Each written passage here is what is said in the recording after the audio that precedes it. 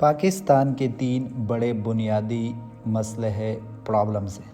Number first, ہمارے ملک میں عدل اور انصاف نہیں ہے۔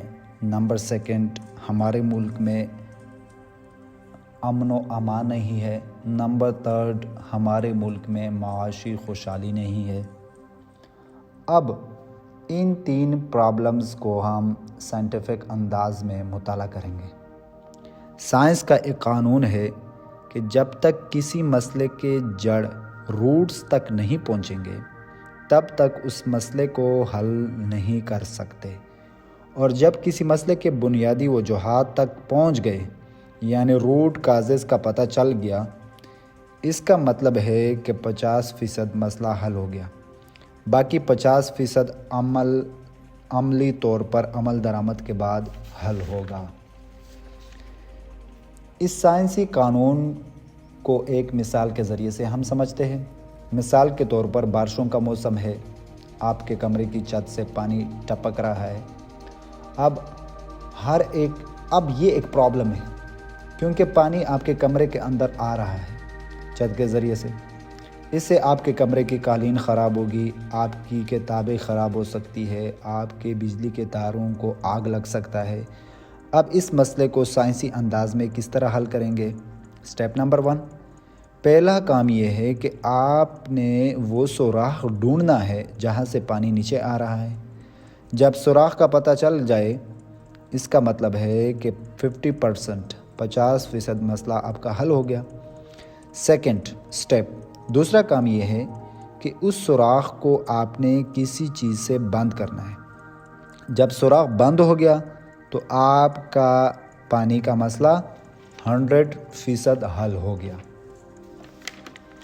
ہم واپس اپنے ٹاپک پر آتے ہیں۔ ہم بطور مثال امن کو تھوڑا اسٹڈی کرتے ہیں۔ امن کا مطلب یہ ہے کہ کسی ریاست کے اندر بلا رنگ، نسل اور مذہب ہر انسان کی جان، مال، عزت نفس، اولاد چوروں سے، ڈاکوں سے، بدماشوں سے، لٹیروں سے، دہشت گردوں سے محفوظ ہونا چاہیے، اور یہ ریاست کی ذمہ داری ہے۔ اب امن ایک مسئلہ ہے۔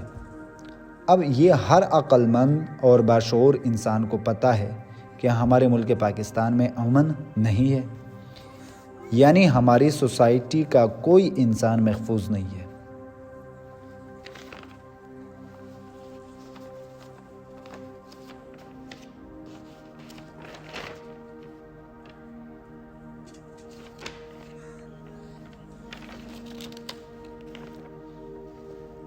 اب ایک چیز ہم نے کلیئر طور پر سمجھنا ہے۔ دیکھو، عوام کا ریاست کے ساتھ ایک معاہدہ ہے، ایک سوشل کانٹریکٹ ہے۔ اب ہر معاہدہ عمرانی کے پیچھے ایک فکر اور خیال ہوتا ہے۔ ایک اسکول آف تھاٹ بنیادی کردار ادا کرتا ہے۔ اقدار، روایات کا مجموعہ ایک بنیادی کردار ادا کرتا ہے۔ پھر ان اقدار، افکار یا نظریات کی اساس پر ایک سیاسی سیٹ اپ، حکمران اداروں کی تشکیل کا سیاسی نظام، یہ دوسرا بنیادی پہلو ہوتا ہے۔ اور سماجی تشکیل کا تیسرا پہلو اس سوسائٹی کا معاشی اور اقتصادی نظام ہوتا ہے۔ اب لازمی بات ہے، ہمیں پتہ ہے کہ پاکستان ایک اسلامی ملک ہے، حقیقت میں نہ بھی ہو لیکن نام تو اس کا اسلامی ہے۔ اب یہاں پر 98% مسلمان رہتے ہیں، تو ہمیں دین اسلام کے تناظر میں ہم اس کو اسٹڈی کرتے ہیں۔ قرآن حکیم ہمیں جس اسکول آف تھاٹ پر انسانی سوسائٹی کا شرازہ بندی کرنے کا حکم دیتا ہے وہ عدل کا نظریہ ہے۔ قرآن حکیم نے سینکڑوں آیات میں یہ حکم دیا ہے مسلمان جماعت کو کہ وہ عدل اور انصاف سے کام لے، حتیٰ کہ ایک دشمن جماعت جس کا عقیدہ دوسرا ہو، نسل دوسری ہو، اس کے باوجود بھی اس کے جو انسانی حقوق ہے ان کو پورا کرنے میں بے انصافی سے کام لینا، یہ درست بات نہیں ہے۔ حتیٰ کہ مکہ مکرمہ میں فتح مکہ کے بعد نبی اکرم صلی اللہ علیہ وسلم سے کہا گیا کہ کسی قوم سے تمہارے 20-25 سال کی نفرتیں ہیں یا عداوتیں ہیں تو یہ نفرتیں اور عداوتیں تمہیں عدل اور انصاف کرنے سے نہ روکیں۔ پہلی چیز قرآن حکیم جو انسانی سوسائٹی کی تشکیل کے لیے نظریہ اور فکر بیان کرتا ہے وہ عدل ہے، اور وہ اس بات سے منع کرتا ہے کہ سوسائٹی میں ظلم کا عمل نہیں ہونا چاہیے۔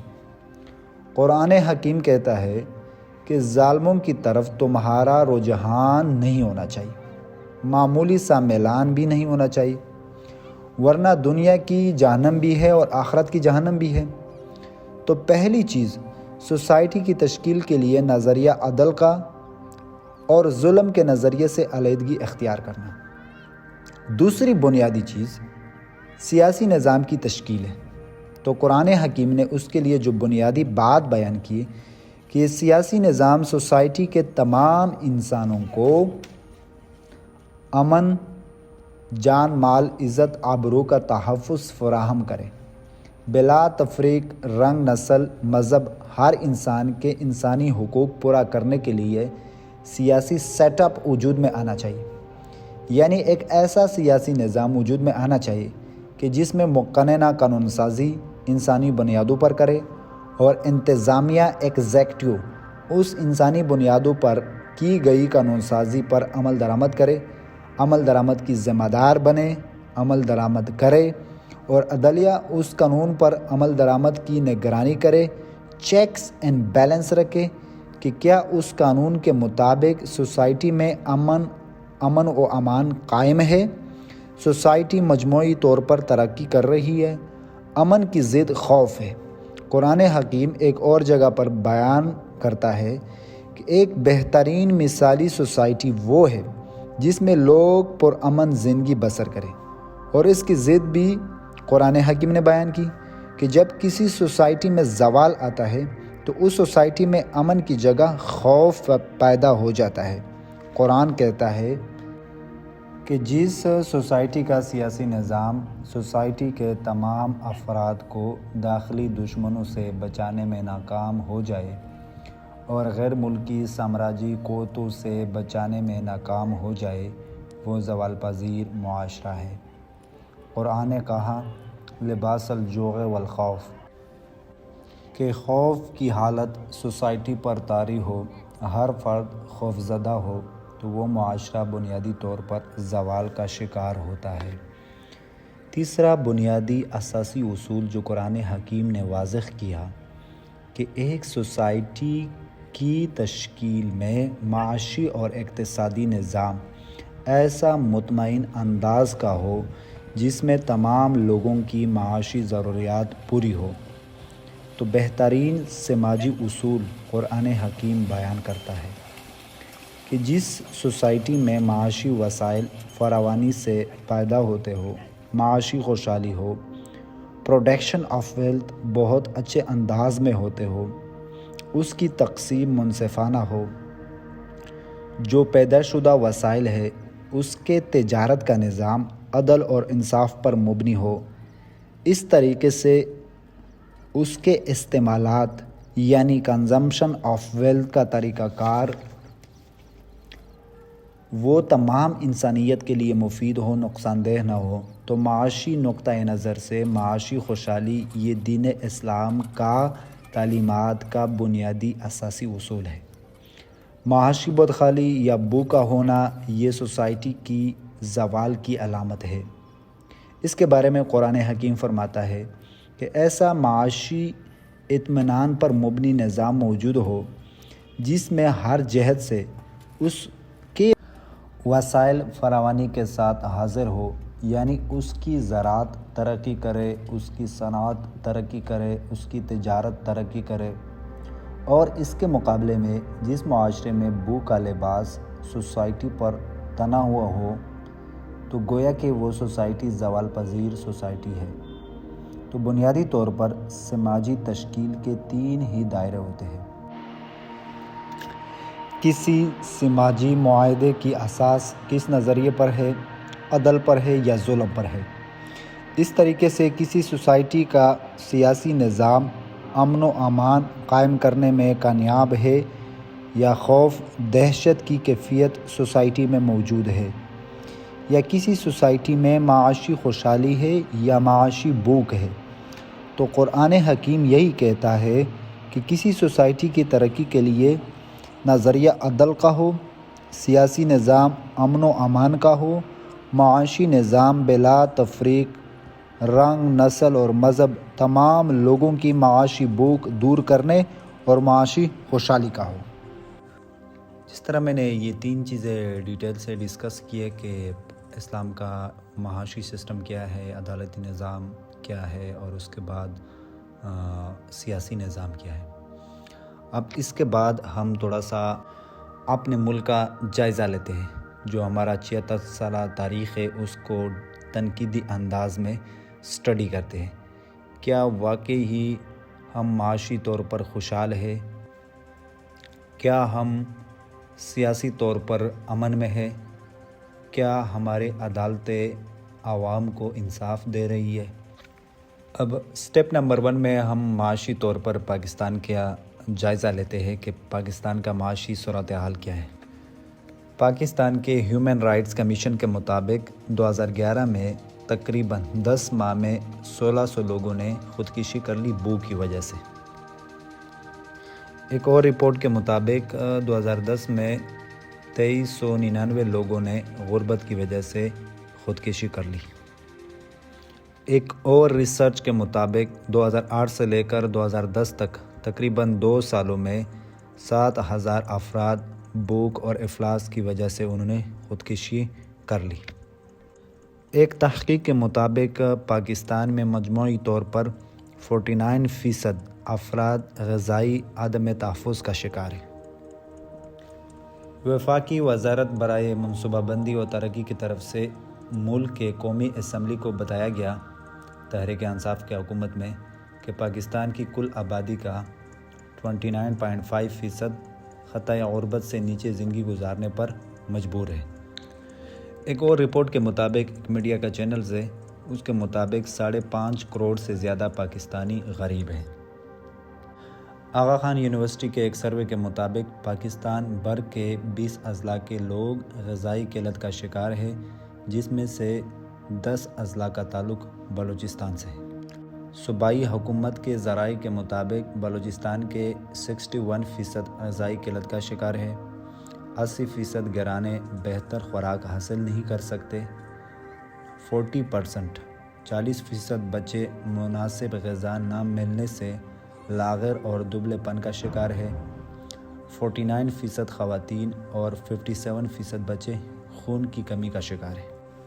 عالمی ادارہ برائے خوراک یعنی WFP ورلڈ فوڈ پروگرام نے پاکستان کی منصوبہ بندی اور ترقی کی وزارت کے ساتھ مل کر ایک رپورٹ جاری کی ہے۔ اس رپورٹ میں یہ انکشاف کیا گیا ہے کہ پاکستان میں ہر سال 1,77,000 سے زائد بچے 5 سال کی عمر تک پہنچنے سے پہلے اس لیے موت کے منہ میں چلے جاتے ہیں کیونکہ وہ خود اور ان کی مائیں غذائی کمی کا شکار ہوتی ہے۔ ایک اور international organization international food policy and research institute کی جانب سے جاری کردہ بھوک کا شکار ممالک کی فہرست یعنی گلوبل ہنگر انڈیکس میں پاکستان 119 ممالک کی فہرست میں 106ویں نمبر پر ہے۔ اس فہرست کے مطابق بھوک کے شکار ملکوں میں پاکستان کئی افریقی ممالک سے بھی پیچھے ہے۔ ایک اور رپورٹ کے مطابق ملک کے لگ بھگ 37% آبادی کو غذائی قلت کا سامنا ہے۔ بلوچستان میں یہ شرح 50% اور فاٹا میں 54% سے بھی زیادہ ہے۔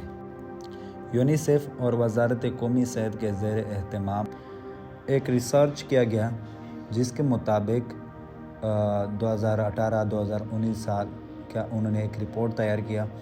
سروے رپورٹ کے مطابق پاکستان میں ہر 10 میں سے 4 بچے غذائی کمی کا شکار ہے۔ غذائی کمی میں مبتلا بچوں کی تعداد 40% ہے۔ جن میں لڑکوں کی تعداد زیادہ ہے۔ ملک میں 5 سال سے کم 41% لڑکے غذائی کمی کا شکار ہیں، جبکہ 5 سال سے کم عمر کے 39% لڑکیاں غذائی کمی اور 29% بچے وزن کی کمی کا شکار ہیں۔ پاکستان میں ہر تیسرے بچے کا وزن نارمل سے کم ہے۔ اسٹیٹ بینک آف پاکستان کے ایک حالیہ رپورٹ میں پاکستان 18.3% خاندان سنگین غذائی قلت کا شکار ہے اور 5 کروڑ افراد اپنے آمدنی کے حساب سے ضروریات زندگی سے محروم ہیں۔ اب اس طرح اور بھی بہت سارے رپورٹیں، کبھی ٹائم ملے تو آپ گوگل پہ، فیس بک پہ آپ یہ سارا ریسرچ کریں، پھر آپ کو اندازہ ہو جائے گا کہ ہمارا ملک کا کیا لیول ہے معاشی لحاظ سے۔ اب یہ تو وہ چیزیں ہیں کہ میں نے جو آپ کے ساتھ شیئر کی ہے مختلف رپورٹس کو جمع کر کے، جو ہم غذائی قلت کے شکار ہیں۔ اب اس سے ایک متضاد ایک اور چیز، ہمارے ایک قومی ادارہ وزارت قومی غذائی تحفظ اور تحقیق کی دستاویزات میں انکشاف ہوا ہے کہ پاکستان شدید غذائی قلت کا شکار ہے، لیکن اس کے باوجود ہر سال 4 ارب ڈالر کی خوراک ضائع ہو جاتی ہے۔ ملک میں خوراک کا سالانہ ضیاع 19.6 ملین ٹن ہے۔ اب یہ ہو گئی عوام کی حالت۔ اب ہم دوسرے سائڈ پہ دیکھتے ہیں کہ جو ہمارے بینکس ہے، تھوڑا اس کا بھی جائزہ لیتے ہیں۔ ایک رپورٹ کے مطابق گزشتہ مالی سال کے دوران بینکوں کے خالص منافع میں 86% کا اضافہ ریکارڈ کیا گیا۔ دسمبر 2023 میں ختم ہونے والی گزشتہ مالی سال کے دوران بینکوں کے خالص منافع میں 86% کا اضافہ ریکارڈ کیا گیا ہے، جس سے بینکوں کی کمائی بڑھ کر 572 ارب روپے ہو گئی ہے۔ اضافے کی بنیادی وجہ بلند شرح سود ہے، کیونکہ آپ کو پتہ ہے کہ پاکستان میں ابھی 22% سود ہے۔ بینکوں نے یہ منافع پاکستان کو درپیش معاشی بحران کے باوجود بھی حاصل کر لیا۔ ہم بطور اگزامپل ایک بینک آپ کے ساتھ شیئر کر لیتا ہوں۔ میزان بینک نے 2023 میں 84.5 ارب روپیہ کمائے ہیں۔ یعنی آپ اس کا اندازہ کرو کہ ایک طرف عوام جو ہے بھوک کی وجہ سے مر رہے ہیں، دوسری جانب پاکستان کا صرف ایک بینک ایک سال میں 2023 میں 84.5 بلین ارب روپیہ اس نے کمائے ہیں۔ اور ایک سائڈ پہ عوام جو ہے، آپ جس طرح میں نے آپ کے سامنے مختلف رپورٹ آپ کے ساتھ پیش کی ہے، وہ آپ سرچ کر سکتے ہیں گوگل پہ۔ میں نے مختلف بااعتماد ادارے سے ایک ریسرچ کر کے آپ کے ساتھ شیئر کیے ہے۔ آپ خود بھی اس کے بارے میں ریسرچ کر سکتے ہیں، یہ کوئی اتنا مشکل کام نہیں ہے۔ لیکن بدقسمتی سے ہمارے پاکستانیوں کا حال یہ ہے کہ ہم 24 آور مختلف سوشل میڈیا کے پلیٹ فارم پہ اپنا وقت ضائع کرتے ہیں۔ تو آپ یہ وقت جو ہے قیمتی بنائیں اور اس کے بارے میں پراپر ایک ریسرچ کریں۔ اب ہم تھوڑا سا ہمارے عدالتی نظام کا جائزہ لیتے ہیں، جو پاکستان کا ایک عدالتی نظام ہے۔ وہ تو خیر ہر بندے کو پتہ ہے آج کے سوشل میڈیا کے برکت سے، لیکن میں کچھ رپورٹس آپ کے ساتھ شیئر کرنا چاہتا ہوں۔ ایک امریکہ کے ورلڈ جسٹس پروجیکٹ کے تحت گزشتہ کئی برسوں سے دنیا کے مختلف ممالک میں عدلیہ کی کارکردگی اور عدالتی نظاموں سے متعلق اعداد و شمار جمع کیے جاتے ہیں۔ اس کے مطابق عدالتی نظام کے عالمی رینکنگ کے مطابق پاکستان کا 128 ممالک میں سے پاکستان کا 120واں نمبر ہے۔ یہ رپورٹ 2020 کا ہے، 22 ستمبر 2020۔ اب نیکسٹ ہم 2021 کا جو ان کا رپورٹ ہے اس کا جائزہ لیتے ہیں۔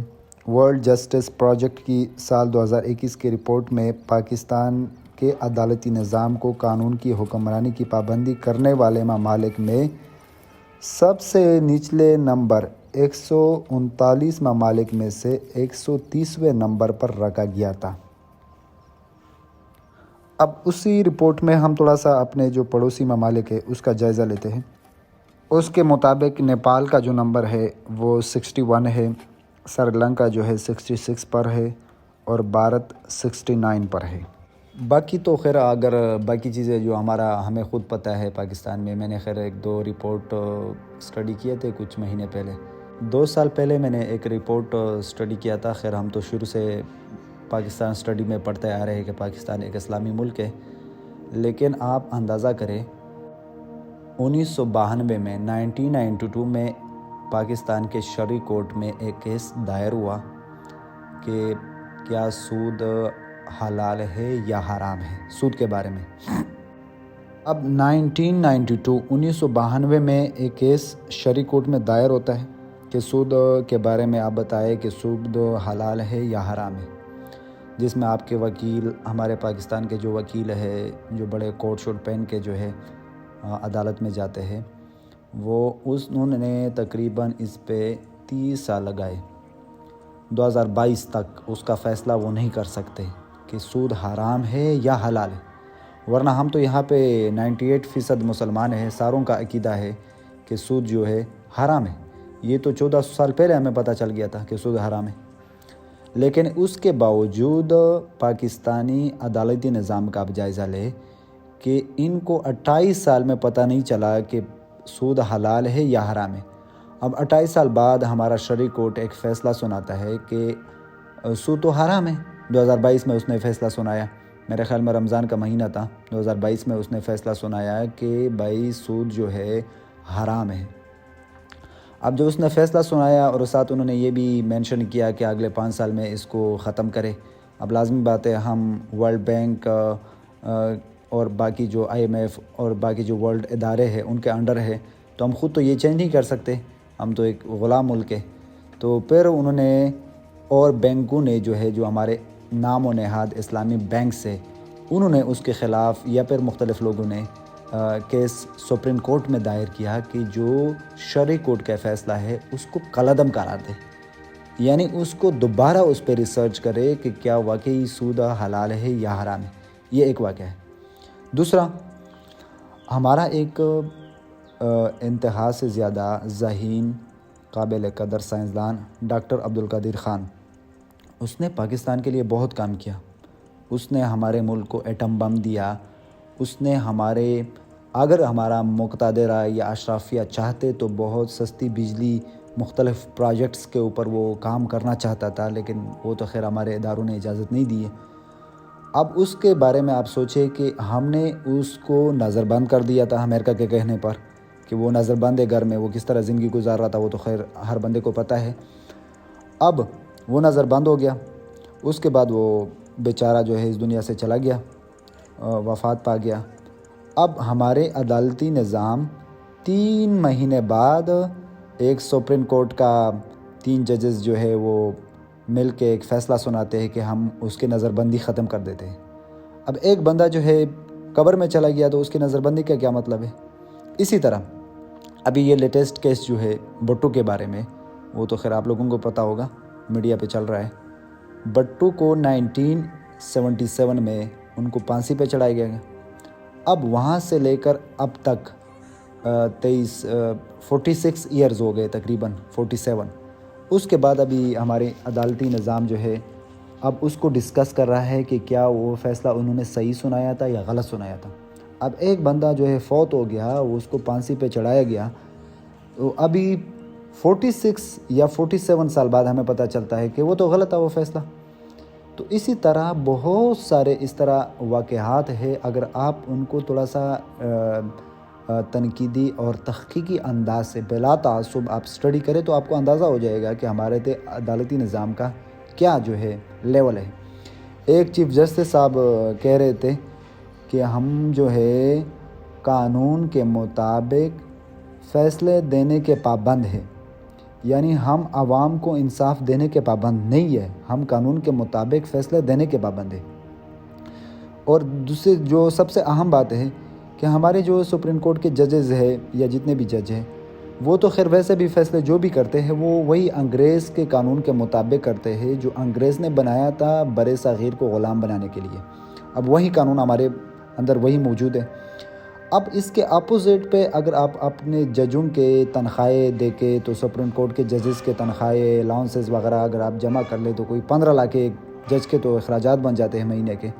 لیکن انصاف کا نظام دے کے، تو انصاف کے نظام میں آپ کچھ رپورٹس کے مطابق آپ 120ویں نمبر پہ ہے، اور کچھ رپورٹس کے مطابق آپ 130ویں نمبر پہ رہیں، اور عدالتی نظام کا لیول یہی ہے کہ آپ نے ایک مقدمہ دائر کیا، اب اس مقدمے میں اگر آپ کے ماشاءاللہ پوتے ہوں گے تو پھر وہ اس کو سنیں گے، وہ اس میں مینس کہ سپریم کورٹ میں یا ہائی کورٹ میں جائیں گے، وہ مقدمے جو ہے وہ سنیں گے۔ اب وہ ہو سکتا ہے ان کے دور میں بھی فیصلہ نہ ہو سکے، لیکن نارمل تو یہی ہوا کہ جو بندہ کیس دائر کرتا ہے وہ اس دنیا سے چلا جاتا ہے، پھر وہ جو اس کے پوتے ہوں گے یا بھائی ہوں گے یا بیٹے شٹے ہوں گے، وہ جو ہے پھر وہ ہمارے جو ہے سپریم کورٹ ہے یا پتہ نہیں جو بھی ہے وہ فیصلہ سنا لیتے۔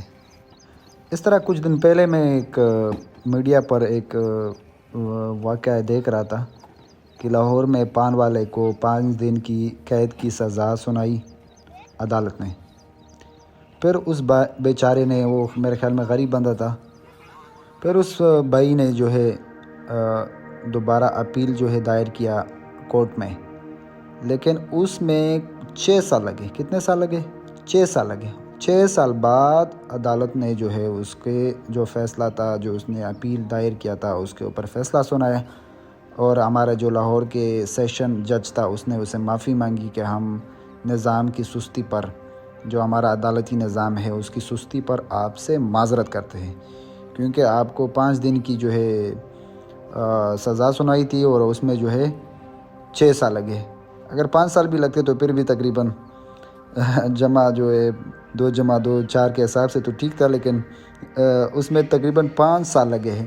5 سال نہیں، 6 سال لگے ہیں۔ 6 سال بعد جو ہے ہمارے سیشن جج نے فیصلہ سنایا کہ ہم آپ سے معذرت کرتے ہیں، ہم غلطی پر ہیں۔ اب نیکسٹ امن کے بارے میں اگر آپ اپنے ملک کا جائزہ لیں تو ہم پاکستان ایک واحد ملک ہے جو ایک اسلامی ملک ہے کہ یہ 1947 یا 14 اگست 15 اگست میں آزاد ہوا۔ اب باقی ملک جتنے بھی ہیں، جو جس طرح چائنا ہے وہ 1949 میں آزاد ہوا، اس طرح رشیا ہے، اور اس کے بعد فرانس ہے، یعنی جتنی بھی تبدیلیاں آئی ہے باقی ملکوں میں، وہاں پہ لوگ پہلے قربانی دیتے ہیں اور قربانی کے بعد وہ آزادی حاصل کر لیتے ہیں۔ پاکستان ایک واحد ملک ہے جو ہمارے مذہبی طبقہ تو خیر اس کو کافی مقدس ناموں سے جو ہے اس کو پکارا ہے کہ 27 رمضان المبارک کو ہم آزاد ہوئے، کہ ہم نے آزادی حاصل کی ہے 14 اگست 1947 کو، اور 14 اگست کے بعد کوئی 15 لاکھ کے قریب لوگ جو ہے انہوں نے قربانیاں دی ہے۔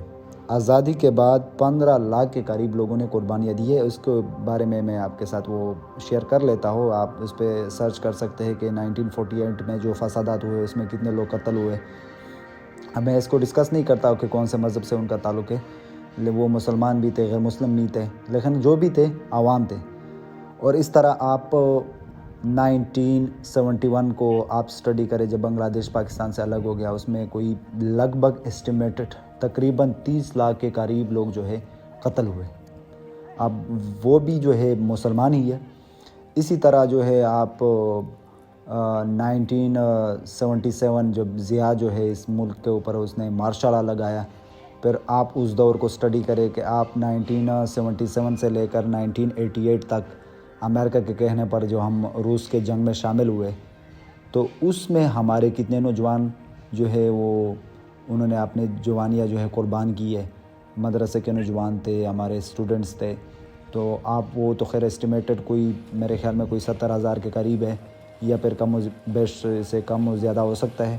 اس طرح آپ جو ہے 2000 سے لے کر 2011 تک میں ایک ریسرچ پڑھ رہا تھا کہ جو ہمارے ملک میں سوسائڈ اٹیک ہوئے، یا پھر اس کے علاوہ جو ہے باقی ٹارگٹ کلنگز، یا اس کے علاوہ، لیکن سوسائڈ اٹیک میں ایک اسٹیمیٹ دیکھ رہا تھا کہ 35,000 پیپلز جو ہے اس میں جو ہے آپ اس دنیا سے چلے گئے، وفات پا گئے۔ تو اب آپ کے مسجد بھی محفوظ نہیں ہے، آپ کے مسجد کے اوپر بھی اٹیک ہوئے، آپ کے ایجوکیشن ادارے جو ہے، آپ کے آرمی پبلک سکول جو ہے وہ تو خیر بندے کو پتہ ہے، اس کے اوپر اٹیک ہوئے، اور اس طرح آپ کے گرجا جو ہے، گرجا گھر جو ہے، یا جو غیر مسلم کمیونٹی ہے وہ بھی محفوظ نہیں ہے۔ آپ کا نہ بچہ محفوظ ہے، نہ آپ کے فیمیلز محفوظ ہے، نہ آپ کے مرد محفوظ ہے، تو ہر جگہ پہ انہوں نے آپ کے اوپر اٹیک ہو سکتے ہیں۔ تو امن کے لیول یہ ہے۔ اب یہ 3 چیزیں ہیں، یہ ہم نے تھوڑا سا ڈیٹیل سے یہ چیزیں اسٹڈی کر کے پھر ہم نے اپنے معاشرے کا جائزہ لینا ہے۔ اب ہم نے یہ بھی دیکھنا ہے کہ اب اس طرح ایک سیاسی نظام ہو جس میں امن ہو، اس طرح ایک معاشی نظام ہو جس میں مجموعی طور پر معاشی خوشحالی ہو، اس طرح ایک عدالتی نظام ہو جس میں ہر بندے کو انصاف ملے بلا رنگ نسل اور مذہب۔ اب یہ موجودہ جو سیٹ اپ ہے، اب جس طرح شہباز شریف جو ہے مسلم لیگ والی جو ہے ابھی وفاق میں ہے، زرداری جو ابھی سین میں ہے، جو ابھی لیٹسٹ 2024 کے الیکشن کے مطابق، اور عمران خان کی پارٹی جو ہے وہ KPK میں ہے، کیا ان پارٹیوں کے اندر یہ صلاحیت ہے کہ یہ سیاسی طور پر امن معاشرے کو دے سکے، عدالتی نظام کو ٹھیک کر سکے، یا اس کے علاوہ جو ہے اکنامک سسٹم جو ہے اس کو وہ ٹھیک کر سکتے ہیں؟ کیا ان کے اندر یہ صلاحیت ہے؟